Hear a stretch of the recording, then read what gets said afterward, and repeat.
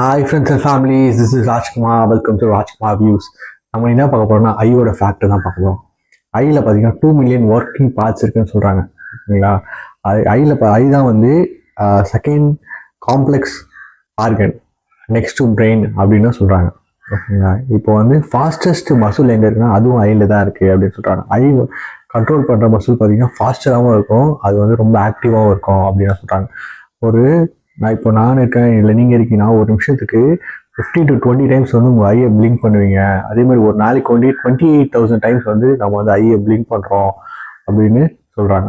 நம்ம ஐக்கு பார்த்தீங்கன்னா அதாவது 10 மில்லியன் கலர்ஸை டிடெக்ட் பண்ணுற அளவுக்கு வந்து பவர் இருக்குது அப்படின்னு சொல்கிறாங்க. ஐ பார்த்தீங்கன்னா சில டைமில் கலர் சேஞ்ச் ஆகிட்டு இருக்கும். கலர் சேஞ்ச் ஆகிட்டு இருக்குன்னா எந்த மாதிரி டைம்னா வயசாகும்போது நம்ம கலர் சேஞ்ச் ஆகிடும், இல்லைன்னா அது கோபமாக இருக்கும்போது இல்லை சந்தோஷமாக இருக்கும்போது நமக்கு கலர் சேஞ்ச் ஆகும், இல்லைன்னா லைட்டில் கலர் சேஞ்ச் ஆகும்னு சொல்கிறாங்க.